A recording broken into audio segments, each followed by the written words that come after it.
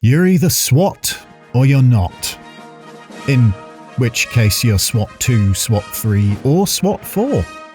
Stunning introductory opening salvo aside, why would any entry in this spin-off to Sierra's Police Quest series be of any interest to anyone ever? Good question. Darrell F. Gates' Police Quest SWAT came out in 1995 and... Whether you enter a room under a dynamic or a stealth mode, you want to remember to invoke certain practices.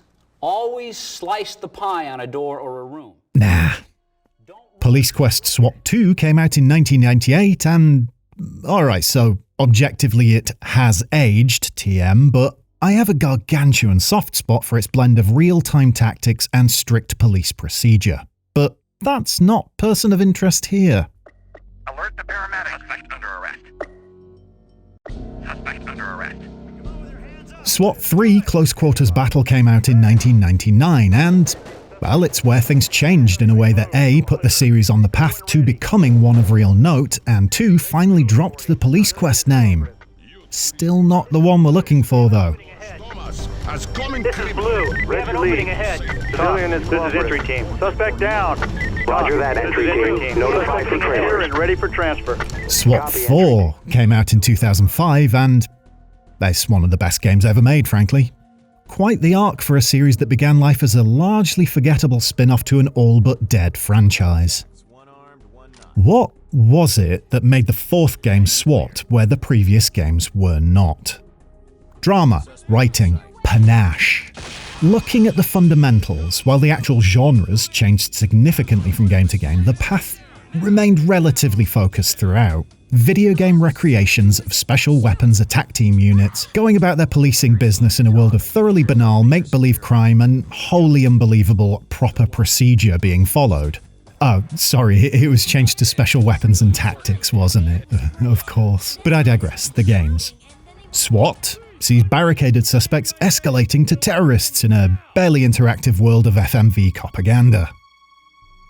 SWAT 2 saw riot control alongside an escalating conflict with a domestic terror cell, who you could also play as if you like that sort of thing, all of which ultimately sputters out into a nothing of an ending in a world of good but aged real-time tactical tacticking. SWAT 3 saw someone who read way too much Tom Clancy getting the chance to pen the narratives behind a bunch of missions in a world of, at the time, cutting-edge tactical first-person shootering. SWAT 4 saw an unconnected overall narrative spanning multiple different missions, no escalating odds, and no world-ending threats, all centered on some much more refined tactical first-person shootering. There was a narrative introduced in the missions for excellent expansion pack The Stechkov Syndicate, but when looking at the vanilla game, it's a world of categorically normal situations. Wait, what's this about the FAIRFAX residence? Area clear. Your first mission is a warrant for a Chinese restaurant owner believed to be making illegal modifications to firearms on site. It's pretty much as you'd expect. Naughty boys doing naughty things, a modified submachine gun waiting to be collected as evidence, some perps to bust. The sort of thing you'd expect from a series previously fronted by actual ex-LA coppers. It preps you for the basics, the systems, the teamwork, the contextual orders system, the need to try and not just kill everyone, how you have to move with your eyes open so you're able to collect that evidence you need, and so on. What SWAT 4's first mission does not do, though, is prepare you for SWAT 4's second mission. Yeah, I had to double check that even though I'd just replayed the game again. The FAIRFAX residence pops up second in line on SWAT 4's career mode, and while it offers a relatively standard setup, missing woman, contractor suspected in other similar cases, get into this guy's house and check it all out, the way it's carried off is both unexpected and fantastic. As with every mission, you go through the briefing, you choose your point of entry, you equip your coppers, and you get those boots on the ground. The FAIRFAX residence itself is grotty but unspectacular. A regular house inhabited by regular working schlebs. Somewhere you just need to do a standard room-by-room clearing of, making sure to mirror those doors and corners, pick the locks to keep it quiet, and wedge important doors behind you just to make sure you can't be sneaked up on, nor are you allowing any suspects who've evaded you to escape as easily. SWAT 4 randomizes its missions slightly, so suspects are rarely in the same place twice, and sometimes aren't there at all. So one playthrough you'll encounter a random dude with a gun in this level. Scream at him to drop his gun, force him to comply with less than lethal weaponry, or go full Iron Fist of the State and give him a brain matter enema via holes specially created for the task. That is to say, shoot him. So far, so standard. Damn cops. But all the while this is going on, there's something off. This is a grotty place, sure, but it's a bit too grotty, to the point of being weird. And the music, well, it's not subtle, but the music is trying to tell you something ahead of time, and it's certainly not a merry tune to hum.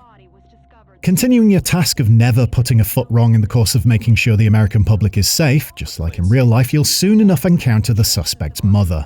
You've been warned she's a recluse. She might be unstable, and she certainly lives up to the promise, though while you might expect a screaming banshee charging in, assault rifles akimbo and sporting a grenade necklace, this is still a game rooted a significant amount in realism. But it's no less intense, and in fact arguably more frustrating than someone outright attacking you. The suspect's mother is non-compliant to the point that no amount of screaming in her face to get down does anything. She doesn't want you there. This is her house. What right do you have to be there? Her son has never done anything wrong. Get out of here and leave them alone. Clicking the middle button in SWAT 4 issues those barking commands. You get down, you drop the gun, you're only the guilty have anything to fear from a state that has access to everything its populace says and does. And it's a brilliant system. Easy to use, as it should be, given it's an important preamble to any pulling of the trigger on the cop's part, but also not a win button. Folks can sometimes just choose to ignore you or require 2 or 3 shouts before they do indeed comply. Do you shout another command, taking another brief second, time in which the suspect could fire the weapon and hit you, or a member of one of your elements, or even an innocent bystander? Do you operate a 1 warning system whereby non-compliance is followed immediately by hot lead and people being relieved of their obligations toward breathing? You want everyone to come out of every mission alive, not just morally, but to get the best score. It's the point here. But your urge to keep the peace might backfire and get everyone killed. I really love the barking for compliance system. It's a perfect example of simplicity, ergonomic design, and a razor-edge balance between risk and reward. Mixed in with the fact that you actually have to use it. Well, unless you just don't and take the penalties on the chin for unauthorized use of deadly force. That's 10 points docked from a 100-point possible total. Outside of elite difficulty, you can get away with at least 1 unsanctioned murder, but it's not something you can do as standard. Anyway, Fairfax's mother won't comply. She just won't. So, and you have options here, but this is my preferred method, you shoot her with a beanbag firing shotgun. She complies. But the upper floor of the residence provides no closure, no clear evidence or knowledge as to what's actually going on, or if the younger Fairfax is indeed involved in anything shady. So you go downstairs. Damp rooms, utilities, a garage. The suspect is a carpenter by trade, so it's not surprising to see tools about the place, homemade partitions put up, and evidence of hobbies here and there. Oh, the hobbies. Papier-mâché was fun as a kid. Maybe this guy misses the innocence of his youth, hence making all these masks. I mean, they're pretty good masks now you look at them a bit closer. Very lifelike. What's that whimpering?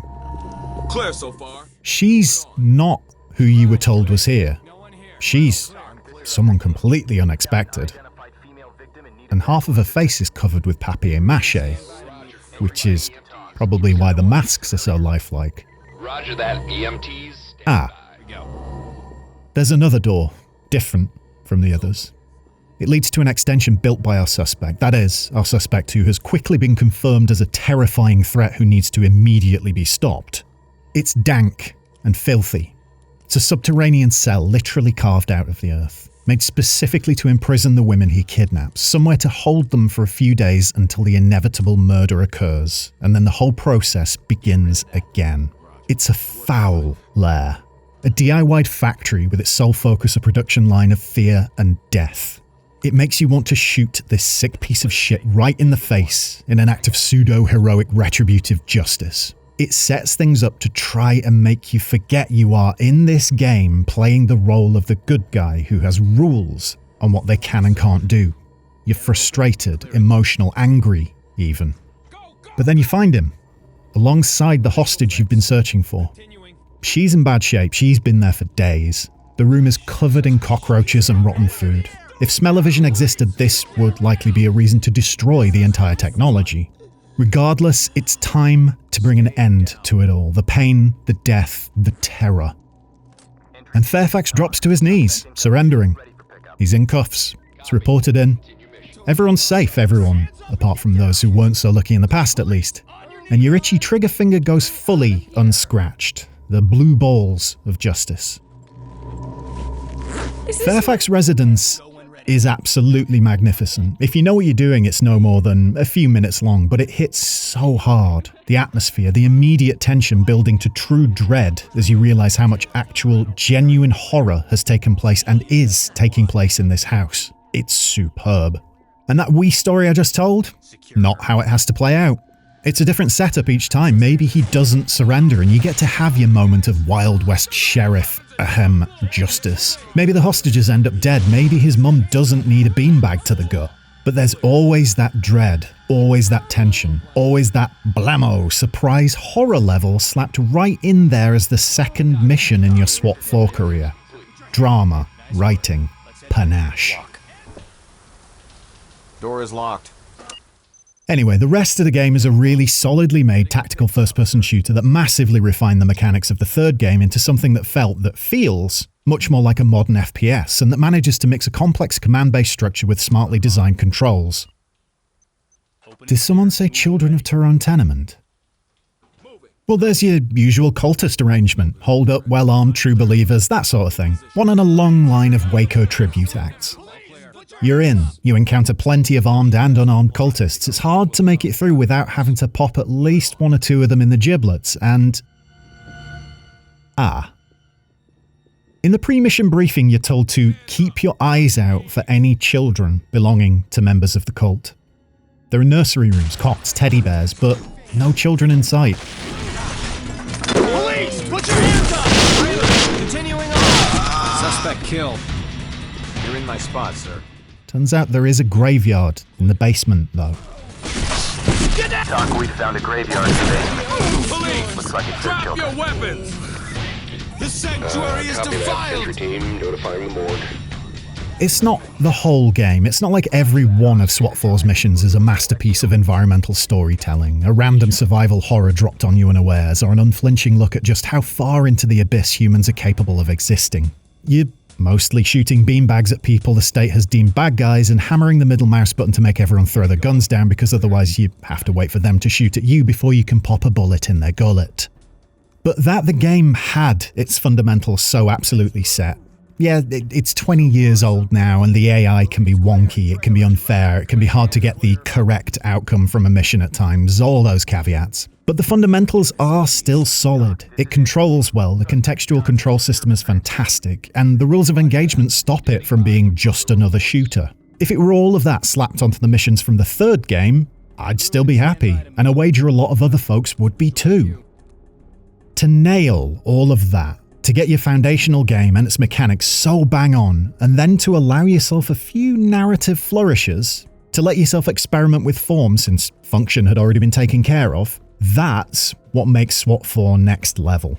The feeling of enjoyment about the game as a whole is why I recall Irrational's tactical treat with such fondness. The warmth, the nostalgia, the general quality running through the middle of the whole thing. It's positive, it's good, and it's non-specific. But those very specific, burned-in memories this game produced weren't ones I expected. Not from a police procedural tactical first-person shooter in 2005. Some things truly stick with you. A flower girl wilting in Final Fantasy VII. Going where we don't go in Half-Life 2. Lying to her face in The Last of Us. And surveying a couple of very different, utterly ghastly basements in SWAT 4. Let's go. Keep it smooth. Thanks for watching, and as I always follow procedure around rules of engagement, I won't forget to say ultra mega thanks to my patrons on Patreon, who I know will be happy to breach and clear any room I ever ask them to, regardless of any creepy papier-mâché masks in the vicinity. You can join them through the link at the end of the video or in the description. Oh, and YouTube memberships, they're still on.